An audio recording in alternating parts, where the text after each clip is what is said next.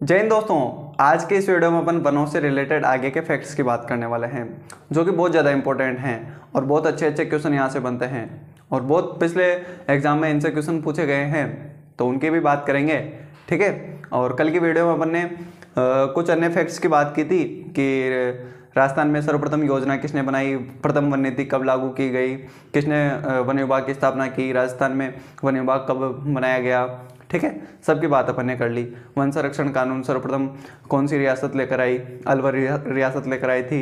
योजना सर्वप्रथम जोधपुर रियासत बनाती है 1910 में। ठीक है, इन सब की बातें अपन ने पिछली वीडियो में कर ली। आज अपन आगे के इंपॉर्टेंट फैक्ट्स की बात करने वाले हैं। तो सबसे पहले बात करते हैं 1953 में कि 1953 में क्या हुआ। राजस्थान राज्य वन संरक्षण अधिनियम 1953 लागू किया गया। क्या लागू किया गया? राजस्थान राज्य वन संरक्षण अधिनियम 1953 में राजस्थान राज्य वन संरक्षण अधिनियम 1953 लागू किया गया, जिसमें क्या किया गया, वनों को प्रशासनिक दृष्टि से 3 भागों में बांट दिया। बहुत ज़्यादा इंपॉर्टेंट है। वनों को प्रशासनिक दृष्टि से कितने भागों में बांटा? 3 भागों में। इनके नाम पूछता है एग्जामिनर।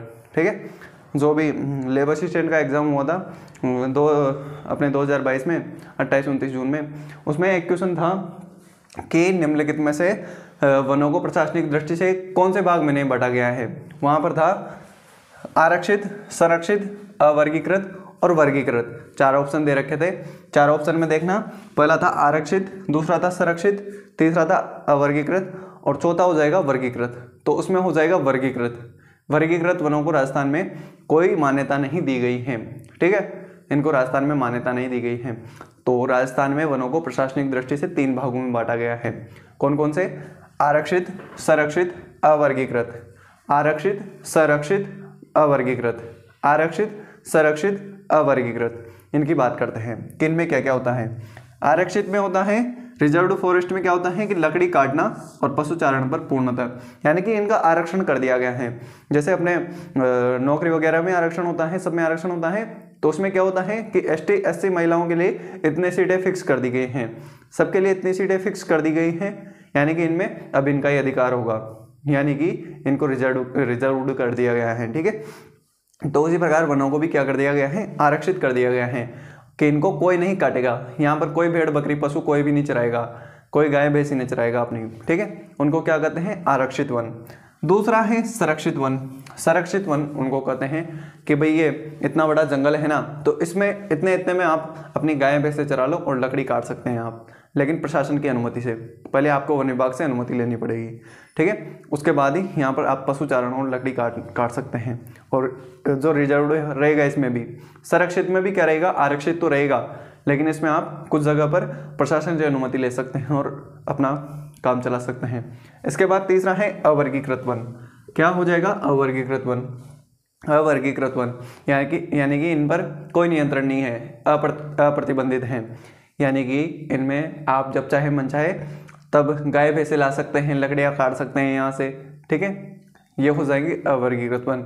यानी कि राजस्थान राज्य वन संरक्षण अधिनियम 1953 लाया गया, जिसमें वनों को प्रशासनिक दृष्टि से 3 भागों में बांट दिया गया, आरक्षित, संरक्षित, अवर्गीकृत। हिंदी में नाम याद रखेंगे, इसमें ज़्यादा क्या है ना कि हिंदी से ही क्वेश्चन पूछा जाता है। इंग्लिश तो है सही इनकी, रिजर्व्ड हो जाएगा। इसमें क्या हो जाएगा?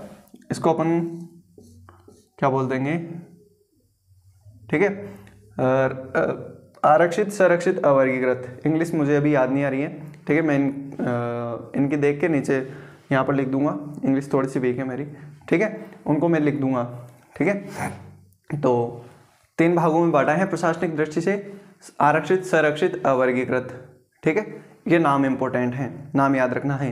यानी कि राजस्थान में वर्गीकृत वनों को कोई जगह नहीं दी गई है। ठीक है, 3 भागों में बांटा गया है।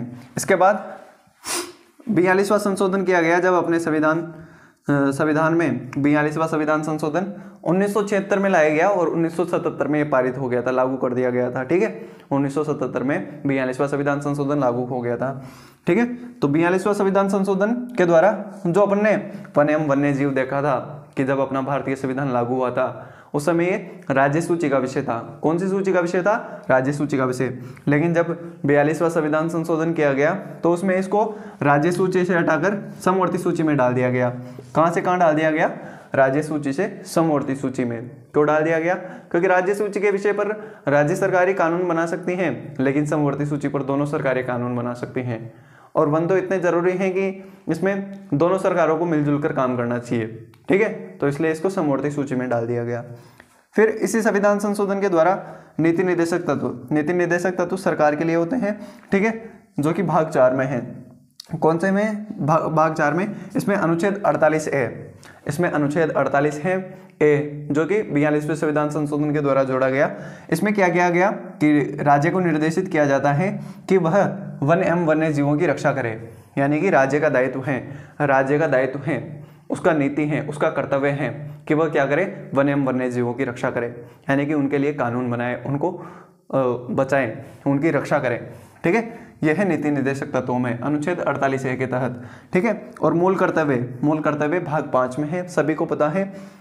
यह भी 42वें संविधान संशोधन के द्वारा ही जोड़ा गया, अनुच्छेद 51A में है अपने भाग 5, ठीक है। नागरिक पर्यावरण का संरक्षण करे। मूल कर्तव्य किसके लिए है? नागरिकों के लिए मूल कर्तव्य है, जो कि भाग 5 में है। भाग 5 में अनुच्छेद 51A है, जिसमें स्पष्ट लिखा गया है कि नागरिक, जो भारतीय नागरिक है, वो पर्यावरण का संरक्षण करे। कोई भी नागरिक हो, पर्यावरण का संरक्षण जरूर करेगा, ठीक है, पर्यावरण का संरक्षण करे। ये क्या है? कर्तव्य है, मूल कर्तव्य है। भारतीयों का ही होता है मूल कर्तव्य, तो विदेशी का मूल कर्तव्य होता नहीं है। तो नागरिक का कर्तव्य है कि पर्यावरण का संरक्षण करे। इसके बाद भारतीय वन संरक्षण अधिनियम 1980 लाया गया। क्या लाया गया? भारतीय वन संरक्षण अधिनियम 1980 लाया गया, जिसके द्वारा क्या किया गया? 1981 में दो डिपार्टमेंट बनाए गए। कौन कौन से? भारतीय वन अनुसंधान संस्थान, यानी कि इस पे रिसर्च होगा, देहरादून में इसका मुख्यालय बनाया गया, भारतीय वन अनुसंधान संस्थान, कि भाई भारत में वनों को कैसे बढ़ाया जाए, ठीक है। ये हो जाएगा भारतीय वन अनुसंधान संस्थान देहरादून।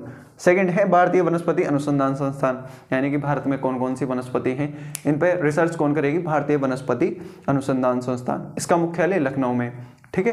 तो ये कुछ इंपॉर्टेंट फैक्ट्स हैं जो कि बहुत बार एग्जाम में पूछा जाता है। तो एक बार रिवीजन करते हैं कि 1953 में राजस्थान राज्य वन संरक्षण अधिनियम 1953 लाया गया, जिसमें प्रशासनिक दृष्टि से 3 भागों में आरक्षित, संरक्षित, अवर्गीकृत। इस पे पूर्णतः प्रतिबंधित, थोड़ा थोड़ा, और इसमें बिल्कुल खत्म, यानी कि कोई प्रतिबंध नहीं है। आप जब चाहे अपनी गाय भैंसे लाके इसमें चरा सकते हैं। फिर 42वां संविधान संशोधन किया गया और जो वन एवं वन्य जीव विषय था उसको राज्य सूची से हटाकर समवर्ती सूची में डाल दिया गया। और इसी के द्वारा जो नीति निर्देशक तत्व हैं उनमें एक अनुच्छेद जोड़ा गया 48 है, जिसमें स्पष्ट लिखा गया कि राज्य को निर्देशित किया जाता है कि वह वन एवं वन्य जीवों की क्या करे? रक्षा करे। और इसी अनुच्छेद के द्वारा जो अपने मूल कर्तव्य हैं भाग 5 में 51 में जोड़ा गया कि नागरिकों का कर्तव्य है कि वह पर्यावरण का संरक्षण करें। नागरिकों का कर्तव्य है कि वह प्राकृतिक पर्यावरण का संरक्षण करें, जिसमें कि वन भी हो जाएगा, नदियां हो जाएगी, झीलें हो जाएंगी, इनका संरक्षण करें, ठीक है। इसके बाद भारतीय वन संरक्षण अधिनियम 1980 लाया गया, जिसमें 1981 में भारतीय वन अनुसंधान संस्थान, वन वाला डिपार्टमेंट यानी कि फॉरेस्ट वाला तो कहाँ पर हो जाएगा? देहरादून में। और जो वनस्पति यानी कि पेड़ पौधों वाला डिपार्टमेंट है, एग्रीकल्चर वाला, ठीक है, पेड़ पौधों वाला, एग्रीकल्चर वाला नहीं, पेड़ पौधों वाला, वो लखनऊ में इसकी स्थापना की गई, ठीक है। तो ये इंपॉर्टेंट फैक्ट्स हैं कि राजस्थान राज्य वन संरक्षण अधिनियम 1953 3 भागों में बांटता है राजस्थान के वनों को, आरक्षित, संरक्षित, अवर्गीकृत। फिर 42वां संविधान संशोधन राज्य सूची से समवर्ती सूची। नीति निर्देशक तत्व राज्य क्या करे? वन एवं वन्य जीवों की रक्षा करे। और फिर 48A में ये हो जाएगा नीति निर्देशक तत्व, 51A में मूल कर्तव्य हो जाएगा, जिसमें नागरिकों का कर्तव्य है कि वह पर्यावरण का क्या करे? संरक्षण करें। और फिर क्या किया गया? भारतीय वन संरक्षण अधिनियम 1981, जिसमें भारतीय वन अनुसंधान संस्थान देहरादून और भारतीय वनस्पति अनुसंधान संस्थान लखनऊ की स्थापना की गई, ठीक है। तो ये इंपॉर्टेंट फैक्ट्स हैं, इनको याद रखना है, जो कि बहुत ज़्यादा इंपॉर्टेंट हैं। तो आई होप आपको याद हो गए होंगे। तो वीडियो पसंद आया हो तो वीडियो को लाइक और चैनल को सब्सक्राइब कर देना। मैं मिलता हूँ आपसे अगली वीडियो में, तब तक के लिए thank you, tata, bye bye.